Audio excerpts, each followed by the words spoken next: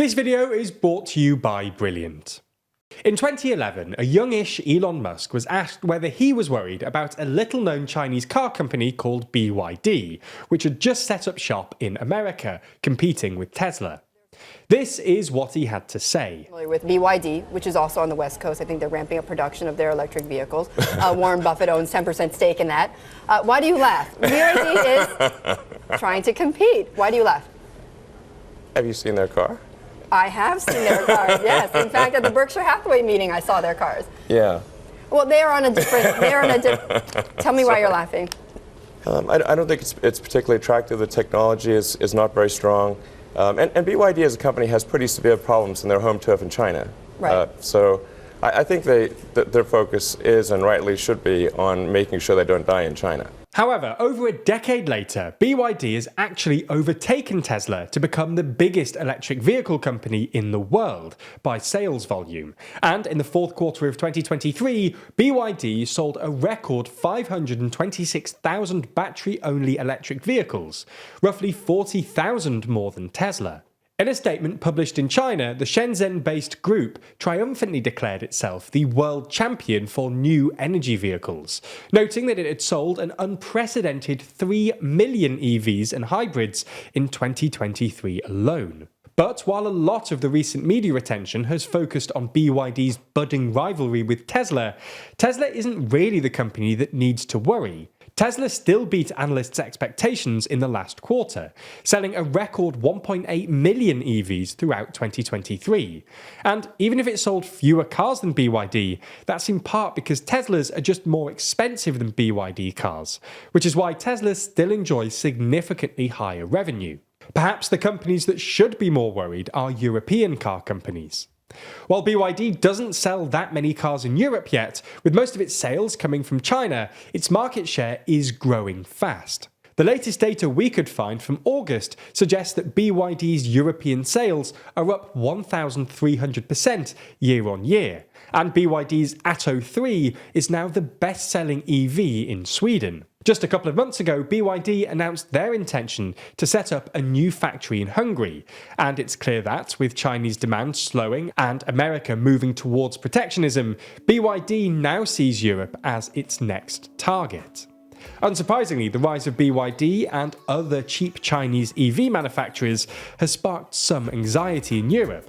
And late last year, the Commission announced they were opening a probe into whether Chinese EVs have been unfairly subsidized by the Chinese state. So in this video, we're going to have a look at BYD, who describe themselves as the biggest company you've never heard of, how they've become so successful, and why it's got Europe worried.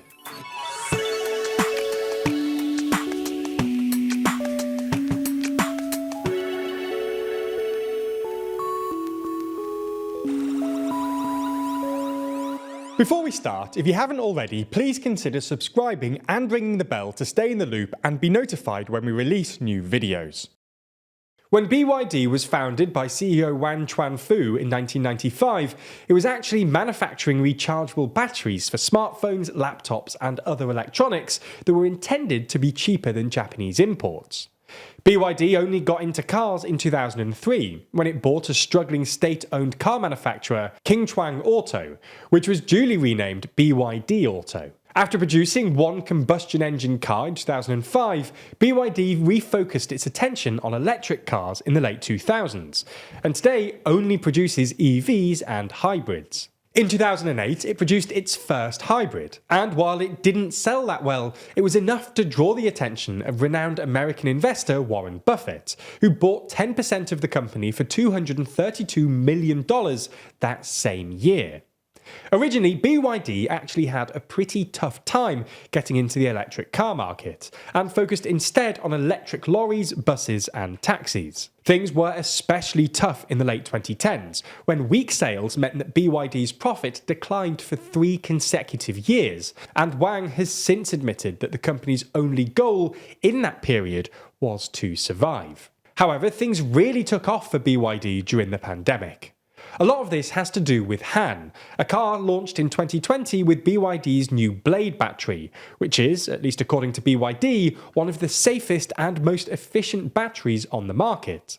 The Han has since gone on to be one of BYD's best-selling vehicles, and BYD's EV sales in China essentially doubled every year from 2020 until 2023. BYD have since gone on to release a whole load of new EVs, including perhaps the BYD Song, which is the best-selling EV in China, the BYD Dolphin, the best-selling EV in Brazil, and the BYD Atto 3, the best-selling EV in Israel, New Zealand, and Thailand. Today, BYD is not just one of the biggest EV companies, but one of the biggest private companies in all of China. So why are BYD cars so popular? Well, the short answer is the price. BYD cars are significantly cheaper than their Western counterparts. Globally, the average BYD sells for about $22,000, roughly half the cost of your average Tesla, and the Atto 3 sells for less than $40,000 in Europe, making it one of the cheapest EVs available. This raises the next question: how are BYD cars so cheap? Well, it's in part down to Wang's ruthless attitude to cost-cutting, which has become almost mythical in Chinese business culture. BYD has also been massively helped by subsidies from the Chinese state. BYD has received over $1 billion worth of direct subsidies from China, which helped it stay afloat during the late 2010s. And that's excluding the indirect subsidies that occur as a result of China's currency devaluation and weak labour laws. But the main reason seems to be BYD's vertical integration.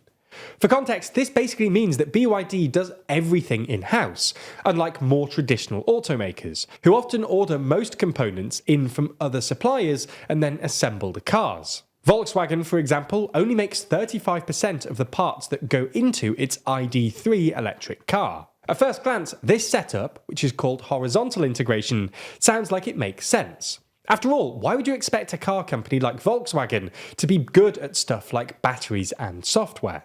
However, in recent years, successful car companies like BYD and Tesla have increasingly moved towards vertical integration, making more and more components in-house. Tesla, for example, makes 68% of the components in the latest Model 3, roughly double that of Volkswagen, while BYD makes 75% of the components in the Seal, its flagship model in China. Vertical integration has become more popular recently for a couple of reasons. First, thanks to the looming threat of deglobalization, supply chains aren't as reliable as they once were. Second, vertical integration gives companies more flexibility, because they can make tweaks and amendments more easily, which is useful in a dynamic and competitive market like EVs. But vertical integration works especially well for BYD because, well, BYD used to be a battery and technology company, and those are the most important bits in new electric cars. BYD is actually the world's second biggest producer of lithium-ion batteries, behind CATL of China. This gives BYD a massive advantage over old-school combustion engine automakers trying to get into electric vehicles, who struggle to create great batteries or in-car software. BYD even has its own lithium mines and in-house chip department, in part because BYD Auto's parent company, BYD Company Limited, makes everything from solar panels to industrial equipment. Anyway, as we mentioned in the intro, the rise of BYD and other Chinese car companies have really spooked Europe. Until very recently, China exported effectively zero cars. Chinese companies tried to break into the car market in the late 2000s, but its combustion engine cars couldn't compete with the Western behemoths, and the few cars it did export went mostly to China's smaller Asian neighbours. In the past couple of years or so, though, this has all changed. In 2022, after EV exports nearly tripled in a year, China overtook Germany to become the world's biggest EV exporter. And then last year, China suddenly overtook Japan and Germany, traditionally the two big auto exporters, to become the world's biggest car exporter overall. While BYD and other Chinese companies don't yet sell all that many cars in Europe specifically, their numbers have spiked recently, and BYD has now opened 150 stores across the continent. This has sparked real anxiety in Europe, not least because cars are many European countries' biggest export, but also because the death of the European car industry would be economically and psychologically catastrophic. This has also exacerbated a fear amongst European politicians about deindustrialization. In other words, the fact that much of Europe's manufacturing and heavy industry was offshore during the globalization of the 90s and 2000s, which has left Europe geopolitically vulnerable. For instance, Europe doesn't have the industrial capacity to provide weapons or ammo to Ukraine, which has created an uncomfortable dependency on the US.